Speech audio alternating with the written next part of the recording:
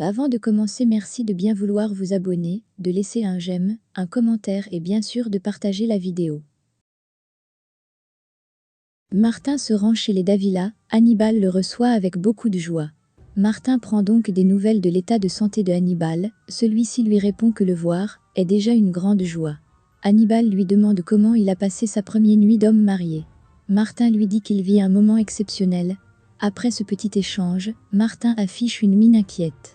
Hannibal demande alors à Martin ce qui se passe, il lui répond qu'il y a un sujet dont il aimerait parler avec lui, mais en aucun cas Manuela ne devrait le savoir. Hannibal lui promet de rester muet. Martin dit vouloir lui parler de Virginia, Hannibal est encore plus intéressé. À l'entreprise des Davila, une réunion importante se prépare, Virginia demande à la secrétaire si tout le monde est prêt, elle lui répond que tous sont prêts, sauf Martin qui a dit avoir une urgence. C'est une réunion obligatoire, pas une option, dit Virginia.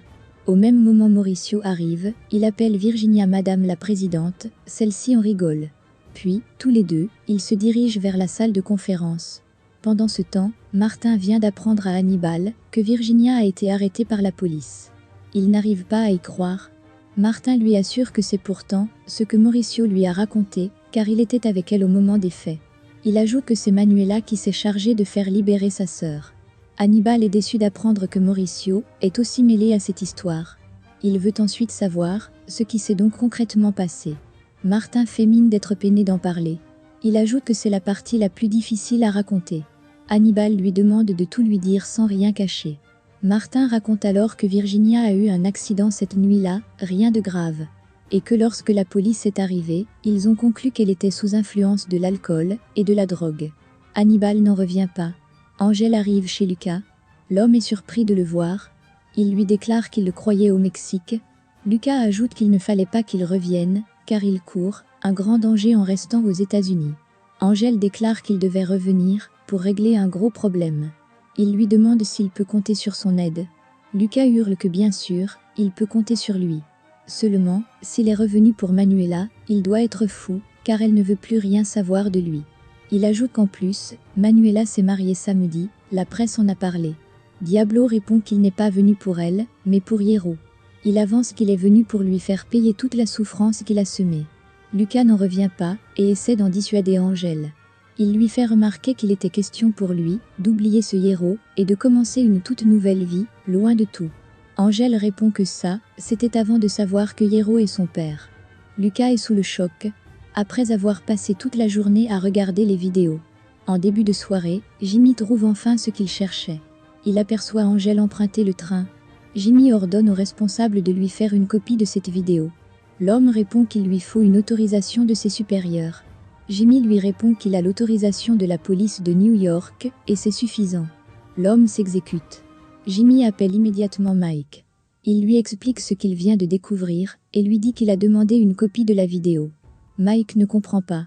Il lui demande comment il a pu demander une copie de la vidéo sans autorisation du capitaine. Jimmy lui dit alors qu'il doit venir au rendez-vous, à 20h. Martin appelle Mauricio. Celui-ci lui révèle que Virginia n'est pas très contente de son absence à la réunion.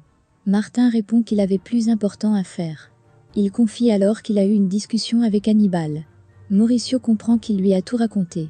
Martin le confirme. Il ajoute que Mauricio devra le retrouver à son bureau plus tard, car il pourrait être affecté par ce qui va suivre. Dans le bureau de Manuela, Horacio lui demande comment elle se sent dans sa nouvelle vie. Manuela, pas très convaincue, répond qu'elle va bien. Elle ajoute que cela fait un sacré changement, mais ça va. Peu après, elle se sent mal. Elle demande à son ami s'il n'a rien contre le mal de ventre, car elle a la nausée.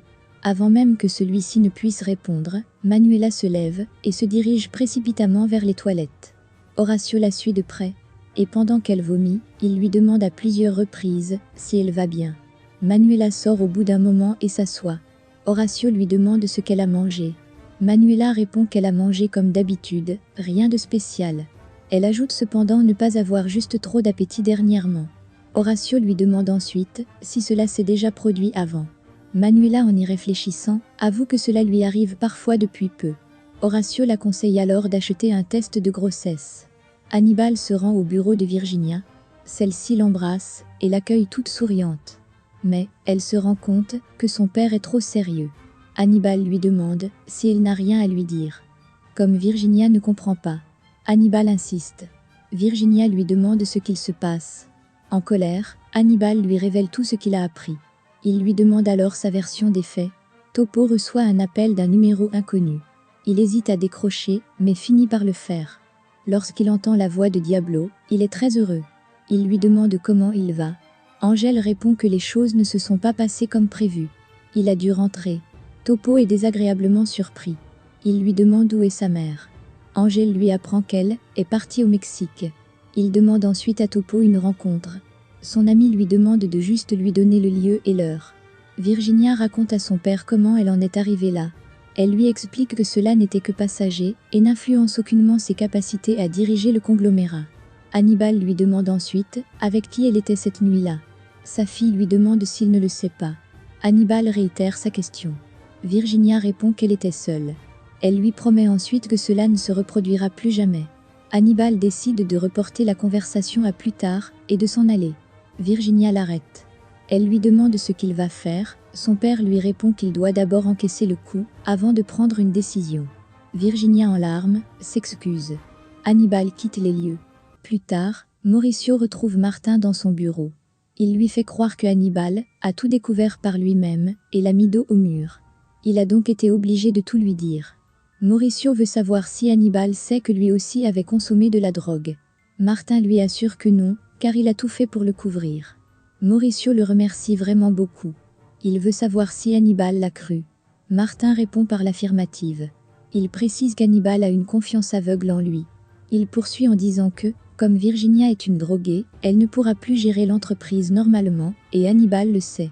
Mauricio répond que Hannibal avait déjà nommé sa fille à la tête de tout, il ne peut donc plus faire marche arrière. Martin, avec assurance, déclare que Hannibal est un homme froid. Peu lui importe que ce soit sa fille ou non. Il ajoute que Virginia est une femme intelligente, mais pas assez, pour diriger ce conglomérat. Mauricio lui demande s'il pense que lui il est mieux placé. Martin avance alors que beaucoup de choses vont changer dans l'avenir, et il a besoin d'une personne de confiance dans l'entreprise, qui pourra le tenir au courant de tout. Mauricio se propose alors d'être son homme. Martin lui demande s'il en est sûr. Il lui répond par l'affirmative. Il ajoute qu'il a même déjà une information à lui révéler. Mauricio lui avoue donc que Virginia a des doutes quant à l'existence de McForwarding.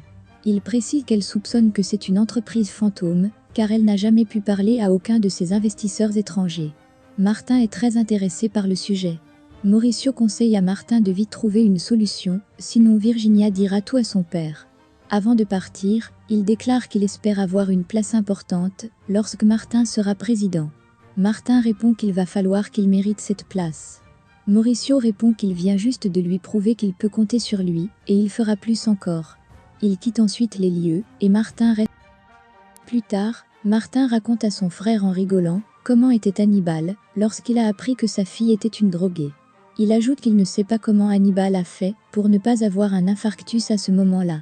Christian répond que c'est mieux qu'il ne soit pas mort, ainsi, il a encore la chance d'être nommé président. Martin lui donne raison. Il ajoute que cela va se faire prochainement, comme initialement prévu. Il ajoute que tout cela, c'est grâce à Virginia. Christian le félicite, car tout semble bien se passer pour lui. Son frère révèle ensuite que le problème maintenant, c'est que Virginia doute des partenaires de son entreprise. Christian, paniqué, déclare qu'il savait bien que tout cela leur causerait du tort un jour. Martin lui demande de se calmer, car elle ne peut absolument pas le prouver, et ils trouveront une solution. Christian n'est pas du tout rassuré.